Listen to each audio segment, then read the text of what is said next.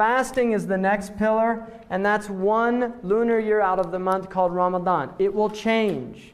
Now it's interesting also to note that the lunar year is basically, it will make a full cycle.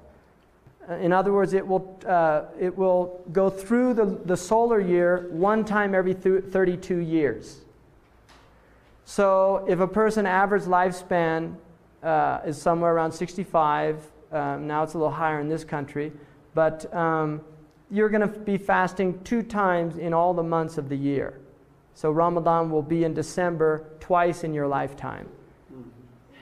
Now it's very interesting because that's related to a kind of justice as well, because of the different places on the earth. You will find that Ramadan, for some people it's very long at a given part of the year, and then other people's it's incredibly short. So in England, there are periods where it will be very long, and then there are periods where it'll only be like 7 hours, very short fast. And then in the middle part of the world, it's actually quite reasonable. It's usually around 12 hours if you're near the equator. So in the winter, they're very short days. In the summer, they're long days. Fasting is basically abstaining during the lunar month of Ramadan from food, from drink, including cigarettes, from taking anything past the throat. You can rinse your mouth and things, but anything past the throat breaks the fast. And from sexual, both foreplay and actual full intercourse. So during the month of Ramadan, those things the Muslim is commanded to abstain from, both men and women. In my school, which is the Maliki school, it's not encouraged for children to fast. It's actually discouraged. And if they get older, like around 10, 11, then they can fast if they want to. But it's not considered something that you should force a child to do. So, any questions? Fasting's pretty straightforward. Is there any? Mm-hmm. There have been some students at my school who, during Ramadan, even though they may have been sick and should have been drinking fluids, didn't drink. Muslims, you'll generally find, are pretty rigid about that. And that has to do sometimes with not fully understanding the tradition, because if you're diabetic, it's actually prohibited to fast. If a physician thinks that it's harmful, it is prohibited by Sharia, and you would actually be doing something haram in the teaching. You would be doing something prohibited, because preservation of the self is the second, after preservation of religion. It is the second highest priority in the Sharia. Could you go through the categories of those who are exempt, other than you said diabetics? Old people, if it's difficult for them. If they're able to, but it's hard, they have a choice. People who are traveling have a choice, but if it's hard, they're encouraged to break it. And if it's extremely hard, undue, then they have to break it. A pregnant woman, a nursing woman, and she can either decide for herself or get a doctor's opinion. And the doctor's opinion would be binding on her. Anyone who has a physical illness, like diabetes, or they have to take medicines regularly throughout the day. Now some scholars have permitted like asthma inhalants, that does not break the fast. There's a difference of opinion about that, but my Shaykh gave a religious opinion that it did not break the fast, because it went into the lungs. And smoking broke the fast because it was unnecessary, right? Which a smoker would definitely disagree with that. What's that? Soldiers.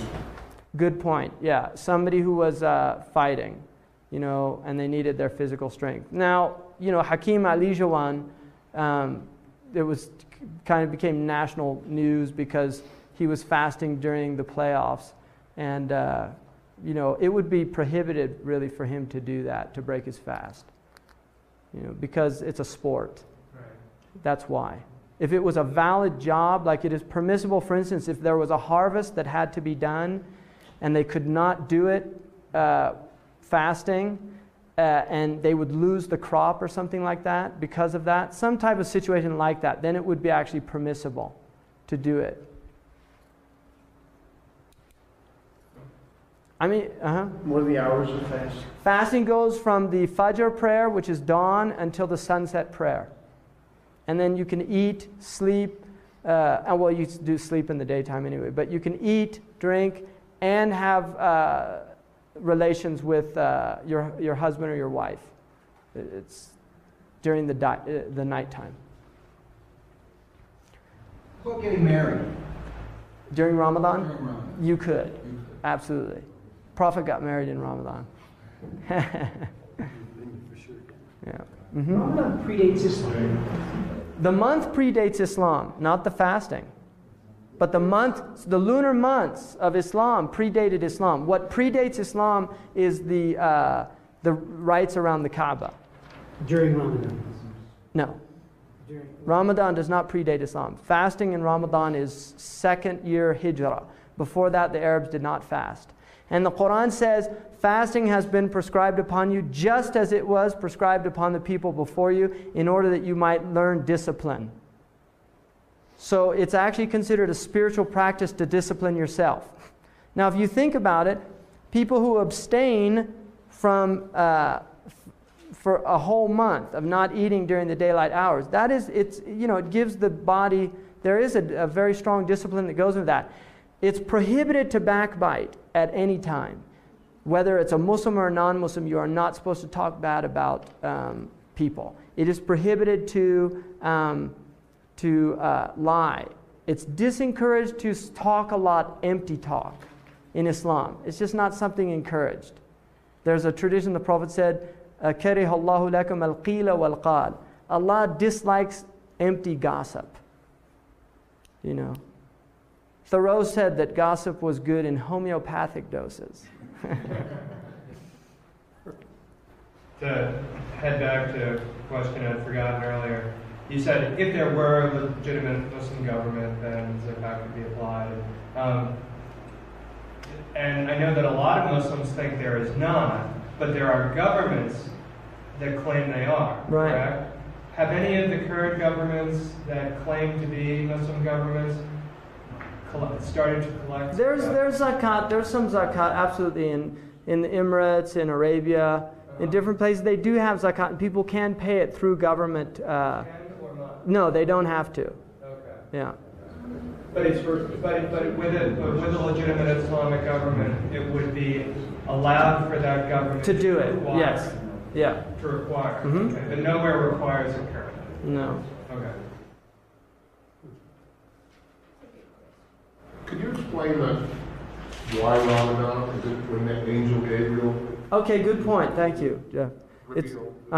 It's Ramadan. The reason Ramadan is the month of fasting is generally it says that this Quran was revealed in a blessed time. شهر رمضان الذي أنزل فيه القرآن.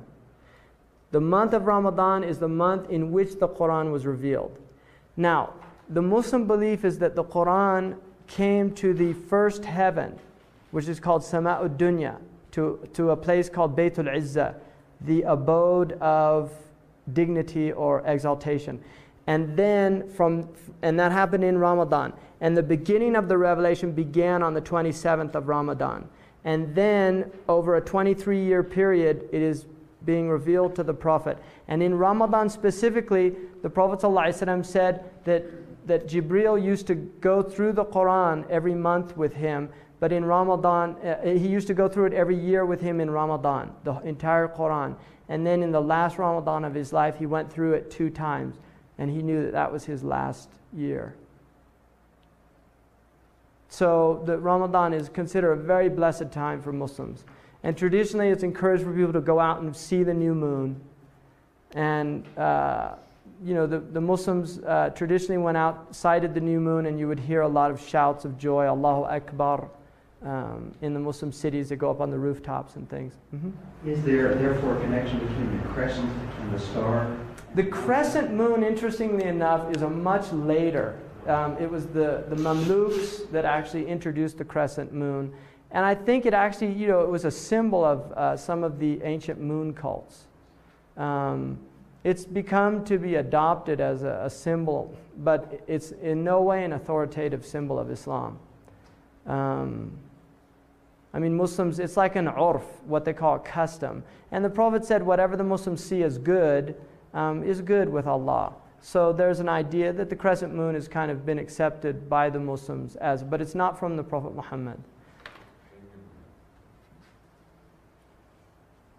It's an interesting thing about Islam is the absence of symbols, like icons and things. There really is. You go into a mosque and calligraphy is pretty much, and then you have a lot of geometric, which is later.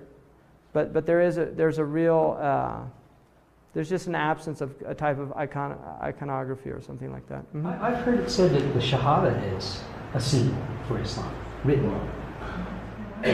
Somebody said that. It's traditionally the Prophet did put it on his flag. And so it traditionally has been like, but again, when I mean symbol, I mean more like an abstract, not so much language. Language is symbols, obviously, but I mean like a cross or the Star of David or the Om Simbu statues. You know, in traditions you have a lot of symbols. Like Hindu tradition has many, many symbols. You know, the Christians have the Stations of the Cross. In a lot of Catholic churches, you'll see those type things. So finally, Hajj. Now, just about the fasting, I would say that traditionally the Muslims viewed fasting as a time of discipline. You should control your talk, your speech, not talk a lot. Learn to control the sexual appetite. Learn to control the tongue. It was very important. The Prophet said in a tradition, whoever guarantees for me what's between his two jaws and his two thighs, I guarantee him paradise.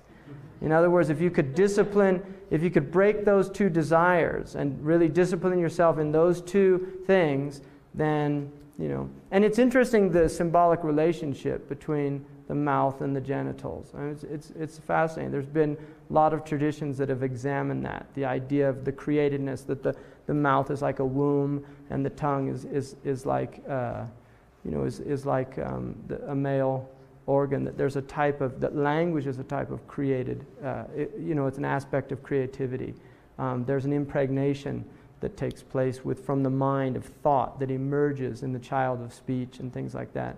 So there's some fascinating relationships there. Let's see. Hajj.